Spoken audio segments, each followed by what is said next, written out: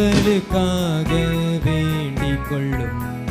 தூபிதாக்களின் புதல்விய மன்னமாளே, புனிதர்களின் மகிமைய மன்னமாளே, நோவா பேழையின் அடையாளமே, எங்களுக்காக வேண்டிக்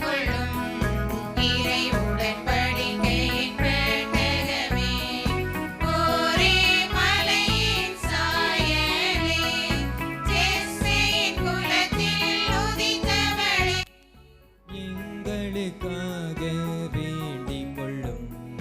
மரியனும் கனிந்த அன்னமாளே, உன்னத திராட்சை கொடி அன்னமாளே, விதவையர்க்கு ஆறுதல் அன்னமாளே,